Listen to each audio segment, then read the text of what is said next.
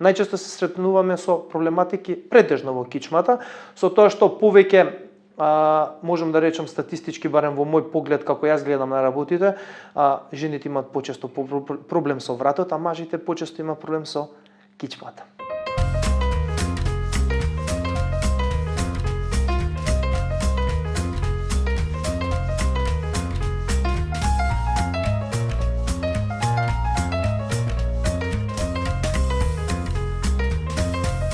Здраво, јас сум Маријан Спасеновски, дипломиран физиотерапевт, специјалист по малиган практика, по бовин практика, по исто така по бобат практика и PNF практика. Шрот метода исто така практикуваме. Малиган практиката представува практика која што се практикува кај пациентите кои што имаат проблеми со самите зглобови, самата мускулатура.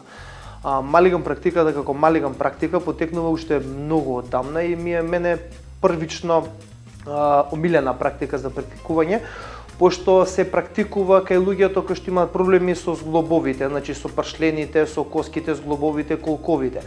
Самите мобилизации помагаат доста да се елиминира делумично, па некаде и целосно болката во зглобовите, со тоа да се олесни животот на самите пациенти и се останато.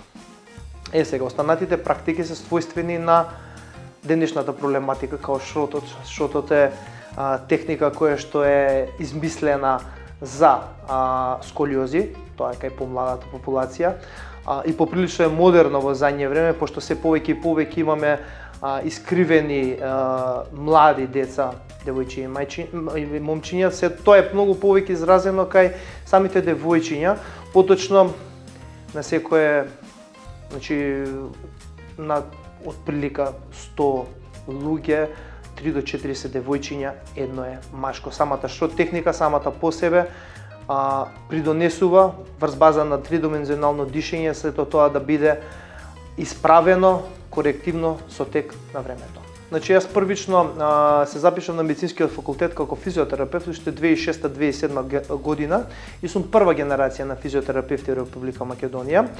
Откако дипломирав, одлучив да не застанам таму, него поради што бевме ограничени како физиотерапевти за дополнителна едукација, поточно немавме дополнителна во мое време специјализација каде што можеме да се уфрлиме во светот на медицината како што треба.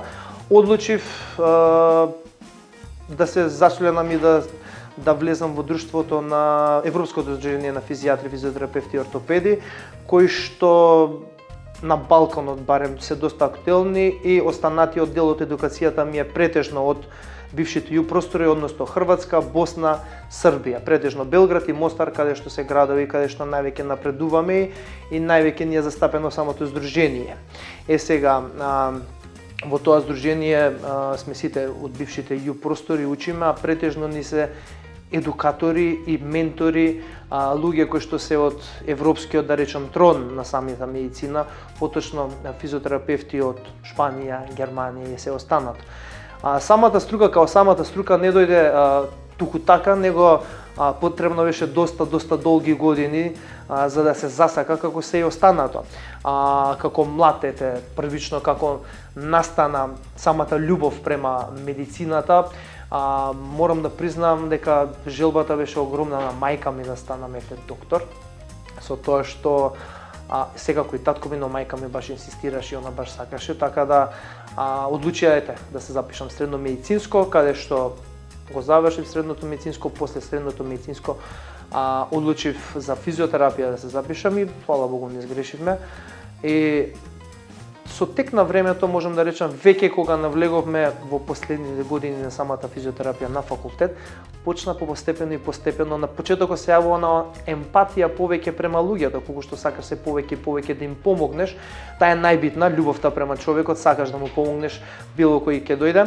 А после тоа се јави љубовта према професијата, пошто она што си го учил на пракса кога почнеш да го применуваш во секојдневието и гледаш дека има ефект. Управо тогаш постепено се јавува она љубов према самата професија и така. Значи едноставно задоволството е огромно после тоа, пошто според мене самата медицина и самата физиотерапија е една од најблагодетните професии за мене, пошто можеш да помагаш на луѓето во голема мера и сето тоа да е на еден позитивен начин. Со тек на модерното време, значи ради самите модерни навики што ги имаме, се повеќе седење дома, компјутери, се помалку физичка активност, морам да кажам дека и по-лошо се храниме, по-лошо влијае самиот воздух, значи доаѓа до помодерни проблеми. Особено би го категоризирал во 3 генерации, односно млада, средна и постара генерација на луѓе, каде што кај сите генерации се јавува некоја различна категорија на болести, на проблематики, деформитети кои што се изразува. Особено изразена кај младата генерација е, како што напоменавме, самата сколиоза, кикифоза, доста изразена, многу честа и статистички е премногу честа, која што во текот на детството можеби нема некоја посебна проблематика да изјави кај детето, но понатака, особено кај девојчињата за време на пораѓај, знаат да бидат доста проблематични, па кај некои дури се забранува да има било какво нешто. Сега поголемите проценти на самата сколиоза знаат да бидат проблем, особено за внатрешните органи, каде што настанува поместување на целата статика на самото тело. Така да кај младата генерација и младата популација многу честа е премногу честа е, значи, таа сколиоза, која што јас со тек на времето и нормално статистички гледате какви пациенти ви доаѓаат и според тоа какви пациенти ви доаѓаат, на тоа се осудувате и понатака да одите едукација по едукација. Истражував и открив дека уствари што методата е таа метода што највеќе помага за самите сколиози. Кроз праксата морам да признам дека има фантастични резултати и така добивме постепено ефект баш кај младата популација, која што се уште ја практикуваме. Кај повозрастните генерации, сега нормално исто така со модерните навики, се повеќе е присутна проблематиката околу кичмата, значи дископатијата, дискосхернијата, лумбоишиалгијата и сите тие останати, кои што е производ на секојдневието. Буквално што повеќе седиме, со самото седење, 30-минутно седење, го намалува самиот метаболизам за 70%, значи тоа е сериозна бројка која што предизвикува понатомошно со таа навика на седење споро, али сигурно хроника во кичмата, која што после тоа многу потешко се решава. Така да, модерно е проблематиката кај средната возраст изразена сега проблеми со кичмата. Исто кај, да напоменам, кај жените доста знаат постбременост од самите инекции, епидуралните и спиналните, исто знаат да се доста изразена да е таа проблематика во кичма, па така да во таа средна возраст најчесто се сретнуваме со проблематики претежно во кичмата, со тоа што повеќе можам да речам статистички, барем во мој поглед како јас гледам на работите, жените имаат почесто проблем со вратот, а мажите почесто имаат проблем со кичмата. Кај мажите самата статика на телото, самата конструкција на телото од машкото и женското е сосема различна. Мажите се посилни во горниот дел, значи рамениците се поголеми, вратот е посилен и помалку страда самиот врат.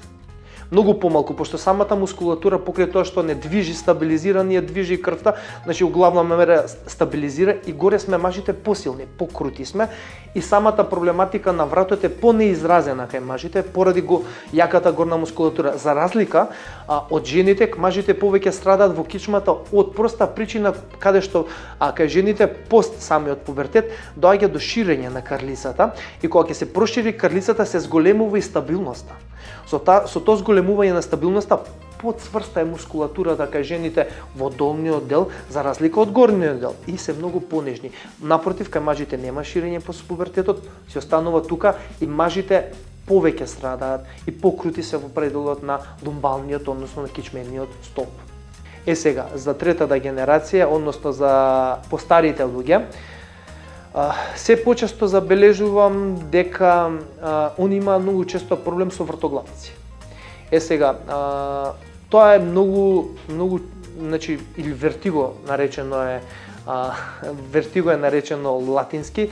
Тоа вертиго се јавува поради последица на нарушување на самиот центар за рамнотежа во телото. Центарот за рамнотежа на телото е составен од три дела: окуларен, вестибуларен апарат или средново окуларен или очите, и вертебрален или системот за проприоцепција кој што ни се наоѓа нас во самиот врат.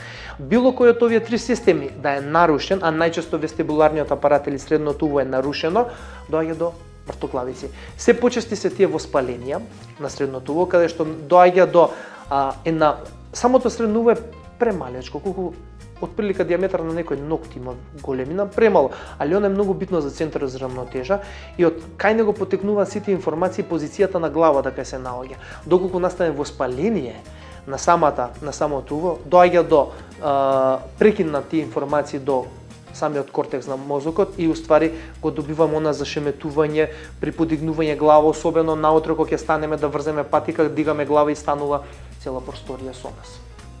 Тоа е модерното што се јавува кај постарите генерации. Генерално зачестени се сите проблематики, многу често ги имаме сите проблематики, но можеме во кратки црти да речам дека овие се најчести во тие доби, во тие возрасти, овие проблематики се најизразени во тој дом. Колку што можеме, мада не можеме секогаш и колку што сакаме ние, нормално некојаш работата едноставно зависи од нас. Некојаш и мене ми се случува да седам по сат-два, но кога има особено некои студии, некои случаеви за гледање, знам и CD-а, знам и по половина час до час да се задржам, каде што се покомплицирани. Така да превенција јас што би ја препорачал е на половина час седење, некои си 2-3 минути раздвижување. Тоа е она што е најдобро. Второ, многу е битно истегнувањето. Јас примерно би рекол во тие 2-3 минути колку што можеме да се истегнеме. Наместо да одиме нормално, чекорот ќе го продолжиме малку повеќе. Се со цел да се истегне тој дел околу лумбалниот дел, пошто од седењето највеќе он трпи. Сега многу модерно е исто така како проблематика предната инклинација во медицината, односно ова, пошто еве и кај мене на лаптоп кога седам, буквално ќе се заборавиме и вратот ни оди према напред, се растегнуваат сите вратни мускули, така настанува постепено проблематика.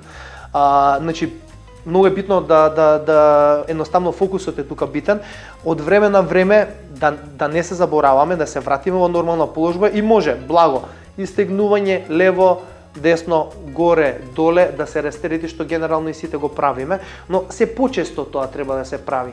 Али најбитно би го рекол на половина час, барем 2-3 минути раздвижување и да го искористиме тоа максимално време за стреч, малку да се растегнеме, па повторно да се вратиме на својата професија. Првично, кога имаме одредена проблематика, пример, па без разлика дали е кичма или врат, најбитно нешто што и најпрв совет што го даваме е да не се дига тешко.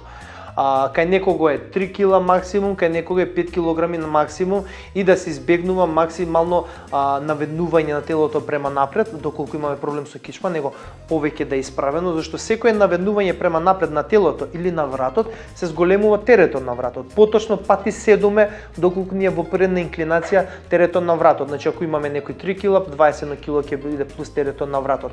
Максимално да се избегнува во одредени проблеми, кај дискус хернија на врат или дискус хернија на кичма, не сме повеќе од 3 килограми да се дига. Вежбањето не е препорачливо, најпрепорачливо движење е препорачливо доколку немаме болка и е препорачливо пливање, но генерално најпрепорачливо е сето тоа што нема да придонесе до болка, пошто болката е индикатор дека нешто не е во ред со телото. Доколку имате болката не е лоша ствар, болката е добра ствар, болката ни науковестува и ни укажува дека нешто не е во ред со нас и дека нешто не треба да превземеме, а многу често се случува, па ќе помине, кај нас е многу често е да речам балкански менталитет, а никогаш тоа не поминува апсолутно, едноставно тоа не се таложи постепено, па како што се таложи доведува до одредена хроника, пошто па после тоа кое што ни е многу тешко и да ја решаваме.